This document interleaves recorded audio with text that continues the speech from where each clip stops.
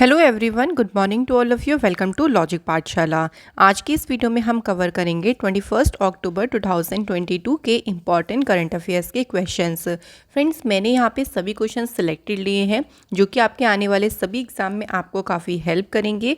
और इस वीडियो का जो PDF है वो आप लोगों को मिलेगा टेलीग्राम ग्रुप से। लिंक आपको डिस्क्रिप्शन बॉक्स में दिया गया है। तो फ्रेंड, चलिए वीडियो की शुरुआत करते हैं मोटिवेशन कोट से। To change your life you must first change your day. अगर आप अपने डे को चेंज करते हैं, इट मीन्स आप अपने डे में कुछ बेहतर कर रही हैं। अपने डे टू डे आप कह लीजिए आप आगे बढ़ रही हैं। इट मीन्स आप अपनी लाइफ को चेंज कर रहे हैं, क्योंकि जब हम मेहनत करते हैं किसी चीज़ की हमने ठान ली होती है ना, तो अगर हम उस पर मेहनत करेंगे, अगर हम उस पर डेली वर्क करेंगे तो वो चीज़ हमें लाइफ में ज़रूर मिलेगी। इसलिए हार्ड वर्क और एक कंसिस्टेंसी बहुत ज़रूरी है फ्रेंड्स। लगातार अपने काम को करते रहें जब तक आप उसे कंप्लीट नहीं कर लेते। तो चलिए फ्रेंड्स, इंपॉर्टेंट डे से शुरू करते हैं। तो आज का इम्पॉर्टेंट डे है वर्ल्ड ओस्टियोपोरोसिस डे, जो कि आपका कब मनाया जाता है? 20 अक्टूबर को ये दिन मनाया जाता है। तो ओस्टियोपोरोसिस एक कंडीशन होती है, देखिए, जिसमें जो बोन्स होती हैं वो वीक हो जाती हैं और ब्रिटल यानी भंगुर हो जाती हैं। तो इसी को रोकने और इसको कैसे हम इसको डायग्नोसिस कर सकते हैं, इसका ट्रीटमेंट किस तरीके से ले सकते हैं, इसके बारे में जागरूकता पैदा करना ये इसका मेन उद्देश्य है। 2022 में जो इसकी थीम रही वो है step up for bone health. तो याद रखेंगे, बहुत ज़्यादा इंपॉर्टेंट होती हैं थीम, एग्जाम में क्वेश्चन बनते हैं थीम से रिलेटेड। अब फ्रेंड्स, शुरू करते हैं क्वेश्चन नंबर फर्स्ट से। पहला क्वेश्चन है, prime minister Modi ji unveiled indigenously HTT-40 aircraft at 12th Def Expo 2022।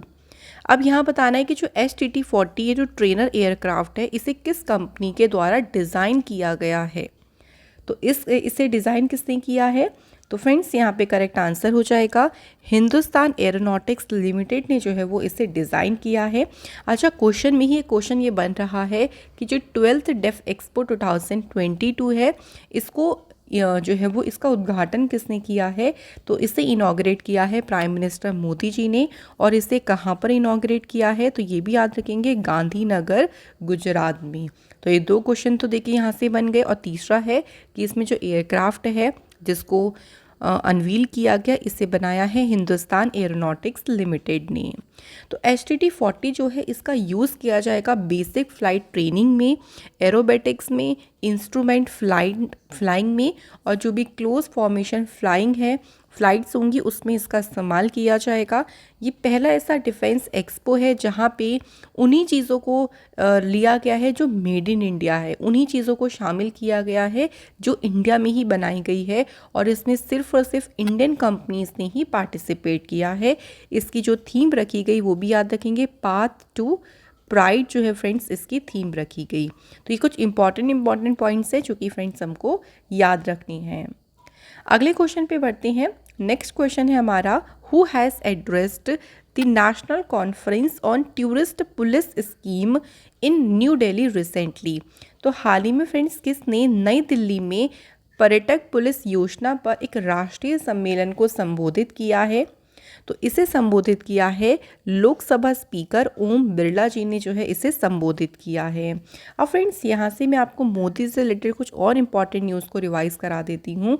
तो देखिए, अभी हाल ही में जो PM किसान सम्मान सम्मेलन हुआ न्यू दिल्ली में, उसे इनॉग्रेट किया प्राइम मिनिस्टर मोदी जी ने। प्राइम मिनिस्टर मोदी जी ने अभी हिमाचल प्रदेश के चंबा डिस्ट्रिक्ट में 2 हाइड्रो पावर प्रोजेक्ट्स की आधारशिला रखी। प्राइम मिनिस्टर मोदी जी के द्वारा ही जो मोदी शैक्षणिक संकुल है उसका फेज़ 1 इनॉग्रेट किया गया। मोदी जी ने गुजरात में है मुधेरा विलेज, जिसको डिक्लेयर किया है इंडिया का पहला 24/7 सोलर पावर्ड विलेज, इसे जो है वो डिक्लेयर किया गया है। अब यहाँ पे देखिए फ्रेंड्स, आया है न्यू दिल्ली। तो चलिए कुछ क्वेश्चन न्यू दिल्ली से हम लोग रिवाइज कर लेते हैं, क्योंकि रिवीजन जितना करेंगे उतना ज़्यादा इम्पॉर्टेंट रहेगा। तो देखिए, दिल्ली गवर्नमेंट ने मिशन कुशल कर्मी, ये दिल्ली गवर्नमेंट ने शुरू किया था, जिससे कि जो कंस्ट्रक्शन वर्कर्स है उनकी स्किल को इम्प्रूव किया जा सके। इंडिया का जो बिगेस्ट शॉपिंग फेस्टिवल है जो कि 2023 में होगा, उसे दिल्ली ही होस्ट करने वाला है। दिल्ली गवर्नमेंट के द्वारा गवर्नमेंट स्कूल्स में जो हॉबी हब्स है इसे जो है वो शुरू किया गया। और इसके अलावा दिल्ली गवर्नमेंट ने फ्री सीवर कनेक्शन शुरू करे अंडर द मुख्यमंत्री मुफ्त सीवर कनेक्शन योजना के तहत। तो चलिए फ्रेंड्स, अब वापस हम क्वेश्चन के ऊपर बात कर लेते हैं। तो क्वेश्चन में देखा कि ओम बिरला जी ने इस नेशनल कॉन्फ्रेंस को क्या किया है, एड्रेस किया है। इसमें जो रिपोर्ट है, the report on tourist police scheme, उसको प्रिपेयर किया है किसके द्वारा, BPRNT के द्वारा इसको प्रिपेयर किया गया है। यहाँ पे ध्यान रखेंगे कि जो इंफॉर्मेशन एरा है उसमें टूरिज्म का जो एरिया, टूरिज्म में जो डिजिटलाइजेशन बढ़ रहा है उसका जिक्र करते हुए जो भी टूरिस्ट हैं वो अपनी यात्रा से रिलेटेड जो भी बेसिक इन्फॉर्मेशन है, हर एक जो इन्फॉर्मेशन है ऑर्डिनरी, वो उनको अपने मोबाइल के ज़रिए ही पूरी की पूरी इन्फॉर्मेशन मिल जाती है। अगला क्वेश्चन है friends, Delhi lieutenant governor VK Saxena has approved the proposal of setting up how many जिला सैनिक बोर्ड्स इन दिल्ली। तो दिल्ली में कितने जिला सैनिक बोर्ड स्थापित करने के प्रस्ताव को मंजूरी दी है। तो टोटल कितने हैं, टोटल कितनों को मंजूरी दी है, टोटल 4 जिला सैनिक बोर्ड स्थापित करने को मंजूरी दी है। ये जो प्रस्ताव था ना, इसे दिल्ली गवर्नमेंट के द्वारा मई में भेजा गया था। इसका उद्देश्य था कि 77,000 जो एक्स सर्विसमैन हैं या ESM की जो विडोज़ हैं, उनकी फैमिलीज़ हैं, उनके वेलफेयर के लिए जो है वो वेलफेयर के लिए जो है इसका मेन उद्देश्य था। और इसी के लिए इसको जो सैनिक बोर्ड है उनको सेटअप किया जाएगा। ये जो सैनिक बोर्ड है इन्हें south west, east, north west और सेंट्रल डिस्ट्रिक्ट जो दिल्ली की है वहाँ पे सेटअप किया जाएगा। नेक्स्ट क्वेश्चन है हमारा, विच of the following state has inaugurated the first English medium general degree college of the state in the city with 100 intake capacity. तो इसमें 100 इंटेक कैपेसिटी है और 100 प्रवेश क्षमता वाले राज्य के पहले अंग्रेजी माध्यम के सामान्य डिग्री कॉलेज का उद्घाटन अभी हाल ही में त्रिपुरा राज्य में जो है वो किया गया है। त्रिपुरा के चीफ मिनिस्टर के द्वारा जो है इसे इनॉग्रेट किया गया है। बेसिक देखिए 5 सब्जेक्ट से इसमें पिछले महीने शुरू हुए। इसमें जो पिछले महीने का एकेडमिक सेशन है उसमें जो कंपलसरी है बंगाली और इंग्लिश, और साथ ही साथ में आर्ट्स स्ट्रीम के जो बेसिक 5 सब्जेक्ट्स हैं उनको पढ़ाया जा रहा है। त्रिपुरा की गवर्नमेंट ने बिल्ड किया है इस जनरल डिग्री कॉलेज को at a cost of ₹1 crore. Tripura की बात करते हैं तो कैपिटल क्या है त्रिपुरा की, अगरतला। चीफ मिनिस्टर है मानिक सरकार, गवर्नर हैं सत्यदेव नारायण आर्य, और यहाँ की इम्पॉर्टेंट ट्राइब्स में है त्रिपुरी, रियांग और जमातिया। नेक्स्ट क्वेश्चन पे बढ़ते हैं। Prime minister Narendra Modi ji has launched mission schools of excellence at which of the following state. किस राज्य में मिशन स्कूल ऑफ एक्सीलेंस जो है लॉन्च किया गया है। तो सही आंसर है फ्रेंड्स गुजरात राज्य में। गुजरात से अभी हाल फिलहाल के कुछ और न्यूज़ की बात करते हैं। तो देखिए प्राइम मिनिस्टर मोदी जी ने ही वर्ल्ड का जो पहला CNG टर्मिनल है और भी कुछ प्रोजेक्ट्स हैं उसको गुजरात के भावनगर में उसकी आधारशिला रखी। इंडिया का जो पहला global Ayush investment innovation summit है इसको ये कहाँ पे हुआ, ये गुजरात में ही इसका आयोजन किया गया। इसके अलावा गुजरात की सरकार ने जो ड्रैगन फ्रूट है उसका नाम चेंज करके क्या किया है, कमलम फ्रूट करा। गुजरात में इंडिया का जो पहला मैरीटाइम आर्बिट्रेशन सेंटर है उसे गुजरात की कैपिटल गांधीनगर में सेटअप किया गया। तो ये कुछ इंपॉर्टेंट न्यूज़ हैं फ्रेंड्स गुजरात स्टेट से। क्वेश्चन के ऊपर बात आ जाती हैं। तो देखिए जो ये मिशन स्कूल्स ऑफ एक्सीलेंस है, ये जो मिशन है इसमें इस मिशन की कल्पना कुल 10,000 करोड़ रुपए के जो टोटल आउटले है उसके साथ में की गई है। और ये गुजरात में नई classroom, smart classes, computer labs, overall जो अपग्रेडेशन है स्कूल्स की उसको मजबूत करने में मदद करेगा। यानी स्कूलों को अपग्रेड करने में काफ़ी हेल्प करेगा कि स्कूल में नई क्लासरूम्स बने, स्मार्ट क्लासेस बने, इस तरीके से। गुजरात की बात कर लेते हैं फ्रेंड्स। तो गुजरात की कैपिटल है गांधीनगर, CM है यहाँ के भूपेंद्र पटेल, गवर्नर हैं आचार्य देवव्रत। गिर फॉरेस्ट नेशनल पार्क है, ब्लैक बक है, Vansda, gulf Kutch marine national park, ये सभी आपके इम्पॉर्टेंट हैं गुजरात स्टेट से। अगले क्वेश्चन पे बढ़ते हैं। Mahindra and Mahindra financial services has partnered with which payment bank to further enhance credit access to a larger customer base. तो महिंद्रा और महिंद्रा फाइनेंशियल सर्विस ने किस पेमेंट बैंक के साथ में पार्टनरशिप करी है? सही आंसर है इंडिया पोस्ट पेमेंट बैंक के साथ में पार्टनरशिप करी है और इसे पायलट बेस पे अब इसको शुरू किया जाएगा।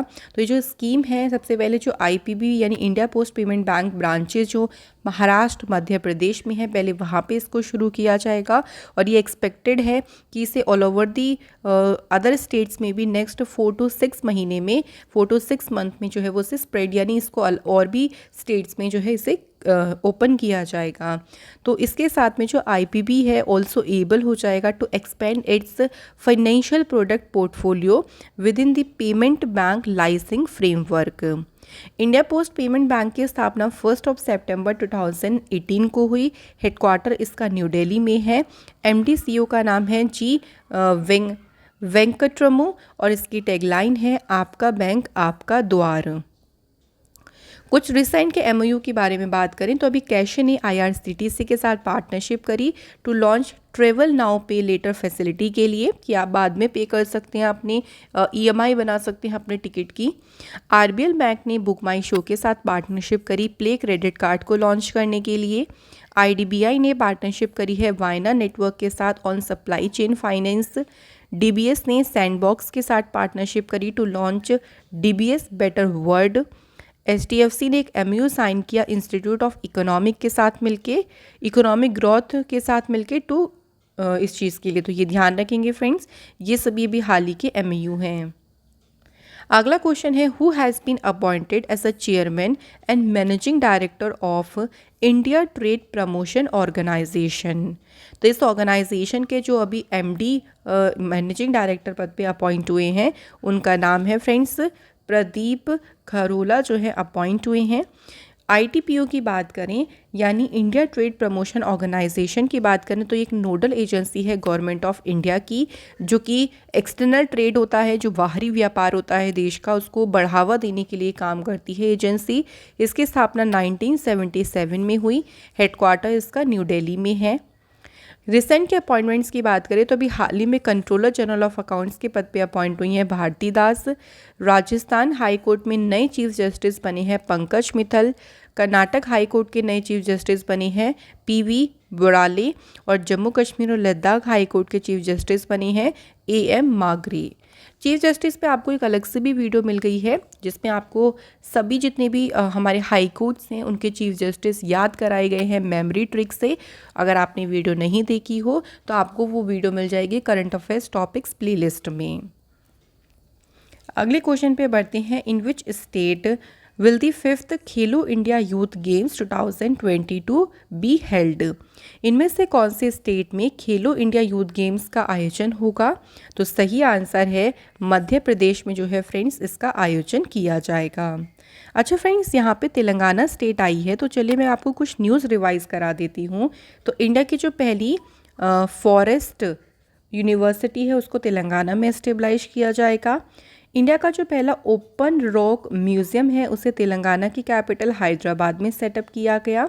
और तेलंगाना की जो गवर्नमेंट है उन्होंने आसरा पेंशन को इंट्रोड्यूस किया। अब क्वेश्चन के ऊपर बात कर लेते हैं। तो देखिए मध्य प्रदेश जो है वो इसे होस्ट करेगा और इसकी अनाउंसमेंट जो स्पोर्ट्स मिनिस्टर हैं अनुराग सिंह ठाकुर उनके द्वारा की गई। 8 लोकेशंस पे इसको कराया जाएगा। मोर देन 8,500 एथलीट्स इसमें पार्टिसिपेट करेंगे। डिफरेंट प्लेसेस जैसे मध्य प्रदेश में भोपाल है, इंदौर, ग्वालियर, उज्जैन, जबलपुर, इन सभी शहरों में जो है वो इसका आयोजन किया जाएगा।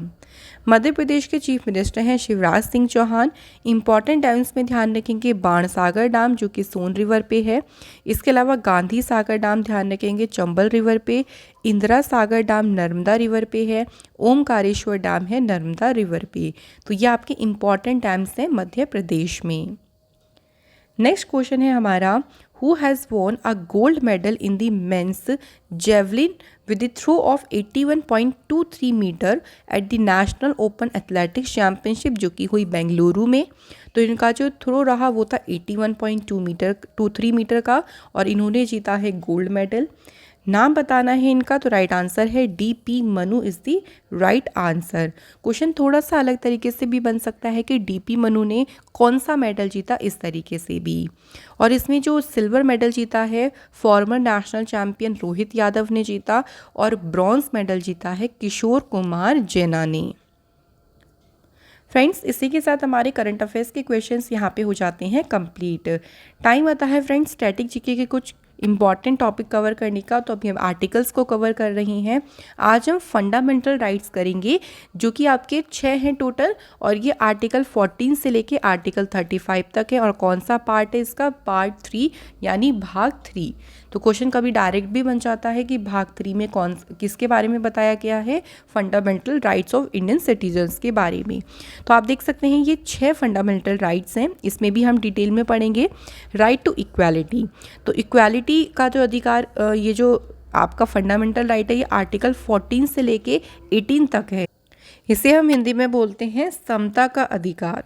उसके बाद आता है राइट टू फ्रीडम, ये आर्टिकल 19 से लेके 22 तक है, यानी स्वतंत्रता का अधिकार।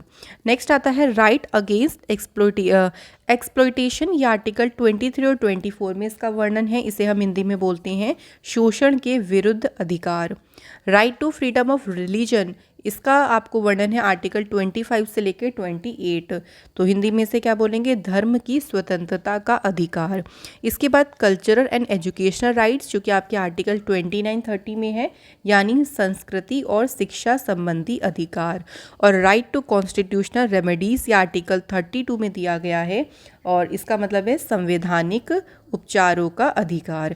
तो ये आपके 6 फंडामेंटल राइट्स हैं, एक एक करके इनके बारे में देखते हैं। सबसे पहले बात आती है राइट टू इक्वालिटी, जिसे हमने बोला था समता का अधिकार। तो इसमें देखिए कौन कौन से हमारे आर्टिकल आते हैं। सबसे पहला है आर्टिकल 14। तो ये आर्टिकल क्या बोलता है, equal protection of loss and equality before law, कि भाई आपको ना कि एक तरीके से जो लॉ के इक्वल प्रोटेक्शन दिया जाएगा लॉ में, कि हर किसी को ऐसा नहीं कि किसी के साथ भेदभाव किया जाएगा, सबको जो है वो समान प्रोटेक्शन मिलेगा। इसके बाद आर्टिकल 15 बोलता है prohibition of discrimination on grounds of religion, caste, sex, place of birth और रेस। इसका मतलब ये है फ्रेंड्स, इसके अकॉर्डिंग देखिए बोला गया है कि जो राज्य है वो किसी भी नागरिक को धर्म हो, चाहे उसका बर्थ और प्लेस हो जाए, चाहे या उसका जेंडर हो, या उसका जो रिलीजन है, उसके आधार पर डिस्क्रिमिनेशन यानी उसके साथ भेदभाव नहीं किया जाएगा। ये कौन बोलता है, आर्टिकल नंबर 15 बोलता है। इट मीन सबको इक्वालिटी मिलेगी, है ना। तो ये सारे इक्वालिटी से रिलेटेड होंगे। आर्टिकल 16 बोलता है equality of opportunity in terms of public employment. तो इसका मतलब ये हो जाए कि पब्लिक एम्प्लॉयमेंट में सभी को जो है वो इक्वली अपॉर्चुनिटी, इक्वली जो है वो सभी को अवसर दिया जाएगा। आर्टिकल 17 कहता है abolition of untouchability and prohibition of its practice, यानी अस्पृश्यता का अंत होगा। होता है ना, कुछ छुआछूत वाली चीज़ें पहले चलती थी, तो उसको पूरे तरीके से अंत होगा, और अगर कोई ऐसा करेगा तो उसको दंड भी दिया जाएगा, है ना। तो यह है ना अबोलिशन ऑफ अनटचेबिलिटी, छुआछूत की जो अनटचेबिलिटी है उसको खत्म करना। आर्टिकल 18 कहता है abolition of titles except military and academic. तो इसके अकॉर्डिंग ये उपाधियों का उन्मूलन होगा, कि कई बार ऐसा है कि कोई अपने नाम के आगे श्री श्री श्री ऐसे करके कुछ भी लगा ले, तो उस चीज़ को टाइटल जो है वो ख़त्म होंगे, सिर्फ मिलिट्री और एकेडमिक को छोड़ के। जैसे एकेडमिक में डॉक्टर लग जाता है जब आप PhD कर लेती हैं, तो वो टाइटल्स ठीक है, लेकिन अगर आप वैसे कोई टाइटल ऐसे अपने नाम के आगे लगा देते तो उसको पूरी तरीके से अंत करना, ये आपका कहता है आर्टिकल नंबर 18, क्योंकि इससे इक्वालिटी नहीं होगी ना फिर, इसलिए। तो ये 14 से लेके 18 तक हैं आपके राइट टू इक्वालिटी। इसके बाद देखिए आते हैं आपके राइट टू फ्रीडम वाले आर्टिकल्स। तो ये आपके आर्टिकल 19, 20, 21, 22। तो 19 में बोला गया है protection of 6 rights regarding freedom, किसके रिगार्डिंग स्पीच एंड एक्सप्रेशन। आपको स्पीच यानी एक तरीके से आपको अभिव्यक्ति करने की स्वतंत्रता है, असेंबली आप कर सकते हैं, एसोसिएशन आप इकट्ठा हो सकती है, मूवमेंट, रेसिडेंस एंड प्रोफेशन। तो इन सभी में तो ये 6 राइट्स जो हैं वो इसको प्रोटेक्शन का अधिकार देता है आर्टिकल नंबर 19। इसके बाद फ्रेंड्स बात करते हैं आर्टिकल नंबर 20 की। तो अनुच्छेद 20 बोलता है protection in a conviction for offences. तो इसका मतलब क्या है, देखिए कि मान लीजिए कोई भी दोषी करार ऐसा कोई दिया गया, कोई भी व्यक्ति है, चाहे वो अपने देश का नागरिक हो या विदेशी हो, तो उसको मनमाने और अतिरिक्त दंड से जो है वो संरक्षण प्रदान करता है अनुच्छेद 20। जो आर्टिकल 21 है वो देता है protection of life and personal liberties. तो ये कहता है कि किसी भी व्यक्ति को भाई जो उसकी दैहिक स्वतंत्रता है उससे वंचित नहीं किया जाएगा।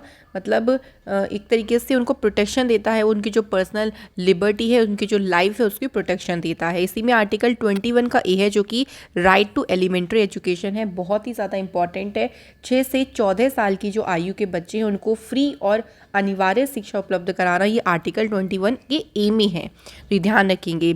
आर्टिकल 22 बोलता है protection against arrest and detention in certain cases. तो ये हमारे फ्रीडम वाले आर्टिकल्स हो गए 22 तक। इसके बाद नेक्स्ट आता है राइट अगेंस्ट एक्सप्लॉयटेशन। तो ये वाले आर्टिकल्स के बारे में बात कर लेते हैं। तो शोषण के विरुद्ध ये अधिकार हैं, जिसमें आर्टिकल 23 और आर्टिकल 24 आता है। 23 कहता है prohibition of traffic in forced labour and human beings, यानी मानव के साथ दुर्व्यापार, जो ह्यूमन बींग्स का एक तरीके से ट्रैफिक यानी जो होता है ना व्यापार वगैरह, या फिर आप कह लीजिए कि फोर्स्ड लेबर जो है उसको प्रतिषेध करता है। इसका मतलब व्यक्ति की जो खरीद हो गई, जैसे किसी को बेचा जाता है, ज़बरदस्ती उससे काम कराया जाता है, तो उस चीज़ के विरुद्ध जो है वो ये आपको अधिकार देता है, और इसका उल्लंघन करने पर आपको दंडनीय अपराध भी मिलेगा।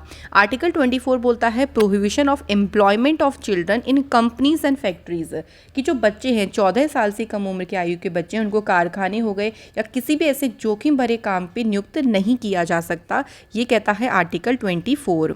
इसके बाद आते हैं right to freedom of religion, धार्मिक स्वतंत्रता का अधिकार, कि आपको किसी भी धर्म को भाई मानने का अधिकार है, जिसमें आर्टिकल 25 से लेकर 28 आते हैं। 25 कहता है freedom of conscience and free profession practice and propagation of religion, कि आप किसी भी धर्म को मान सकते हैं, उसका प्रचार प्रसार कर सकते हैं, आपकी स्वतंत्रता है। 26 बोलता है freedom to manage religious affairs, धार्मिक कार्यों का अगर आप प्रबंध करते हैं तो उसकी आपको स्वतंत्रता दी जाती है। 27 कहता है freedom for payment of taxes for promotion of any religion और रिलीजियस अफेयर, कि राज्य किसी भी व्यक्ति को ऐसे कर देने के लिए यानी टैक्स देने के लिए फोर्स नहीं कर सकता, जो कि आप रिलीजियस से रिलेटेड है, आप धर्म से रिलेटेड है, उसके लिए आपको टैक्स के लिए फोर्स नहीं कर सकता। 28 कहता है freedom for attending religious instruction और worship in certain educational institute, कि अगर आप शिक्षा संस्था में धार्मिक मतलब राज्य जो है वो किसी शिक्षा संस्था में धार्मिक शिक्षा नहीं दी जाएगी, तो आप किसी को भी मतलब ज़बरदस्ती कि आप उस पूजा में जाइए, वो वर्शिप करिए, आप किसी को इस तरीके से बाध्य नहीं कर सकते, ये कहता है आर्टिकल 28।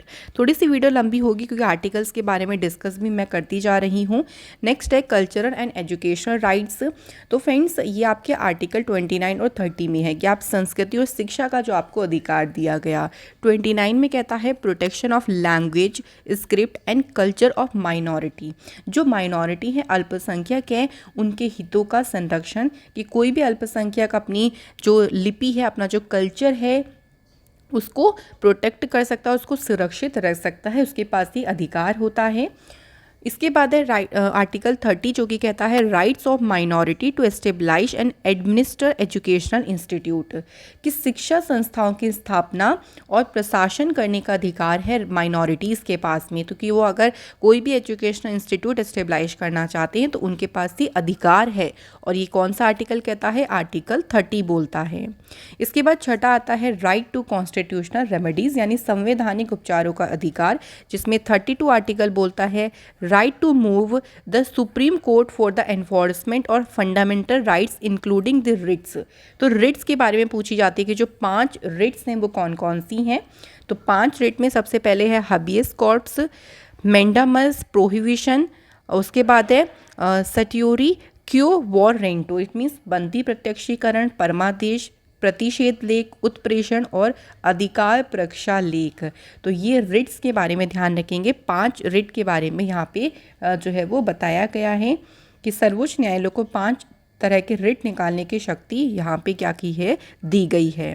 तो ये थे फ्रेंड्स हमारे कुछ इंपॉर्टेंट आर्टिकल्स तो जो हमने आज डिस्कस करी हैं फंडामेंटल राइट्स के बारे में। अब चलिए फ्रेंड्स कल के क्वेश्चन को फटाफट जल्दी से रिवाइज करते हैं। जो धन वर्षा है ये किस बीमा कंपनी ने जो है फ्रेंड्स इसे लॉन्च किया है? तो राइट आंसर देखिए हमारा हो जाएगा यहाँ पे LIC ने जो है फ्रेंड्स इस योजना को लॉन्च किया है। यूनियन मिनिस्टर ऑफ पेट्रोलियम जो है हरदीप सिंह पुरी, उन्होंने एशिया का लार्जेस्ट जो कंप्रेस्ड बायोगैस प्लांट है उसे किस स्टेट में जो है इसका उद्घाटन किया है? तो सही आंसर है पंजाब। अगला क्वेश्चन है who has stopped grievance redressal index for second consecutive month? तो इसमें आंसर है unique identification authority of India. Who has been appointed as the interim CEO of Paytm payments bank? Correct answer है Dipendra Singh Rathore. Who has partnered with IRCTC to provide a travel now pay later? तो इसके लिए cache के साथ partnership करी गई है। Who has been appointed the new controller general of accounts? सही आंसर हो जाएगा फ्रेंड्स भारती दास को अपॉइंट किया गया है। अमेरिकन हिस्टोरियन बारबरा मेटकाफ इन्होंने जीता है सर सैयद एक्सीलेंस अवार्ड। किस इंस्टीट्यूट के द्वारा ये अवार्ड दिया गया? अलीगढ़ मुस्लिम यूनिवर्सिटी के द्वारा। Who has become the first Indian woman to finish the 100-meter hurdles race in the under the 13 second? तो इनका नाम है ज्योति यारार्जिक। Which country is going to host the 3-day global youth climate summit from October 20? तो इसे मेजबानी किसने करी? बांग्लादेश ने। In which city the 22nd global edition of World Blockchain Summit being held? तो इसका आयोजन दुबई शहर में किया जा रहा है। Who has launched the single integrated pensioners portal? तो फ्रेंड्स इसे लॉन्च किया है जितेंद्र सिंह ने। फ्रेंड्स कल आप लोगों से जो क्वेश्चन पूछा गया था कि जो माइग्रेशन ट्रैकिंग सिस्टम एप्लीकेशन है इसे महाराष्ट्र ने डेवलप किया है। सेकंड क्वेश्चन का जो आंसर है वो है मिस्टर दुबेश, जिन्हें हाईएस्ट डिप्लोमेटिक अवार्ड मिला पीरू गवर्नमेंट के द्वारा। तो फ्रेंड्स आप सभी ने बिल्कुल करेक्ट आंसर करे हैं।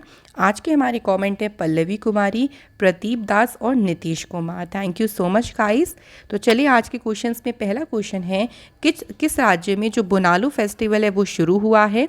सेकंड क्वेश्चन है फ्रेंड्स इंटरनेशनल एस्ट्रॉइड डे कब जो है वो ऑब्जर्व किया जाता है? तो फ्रेंड्स इसी के साथ हमारी वीडियो आज की कंप्लीट होती है। फ्रेंड्स अगर आपको हमारी वीडियोस काफ़ी ज़्यादा बेनिफिट लगती हैं, आपको मदद मिलती है हमारी वीडियो से, तो प्लीज़ हमारी वीडियो को लाइक शेयर सब्सक्राइब ज़रूर करें। Thank you so much for watching this video.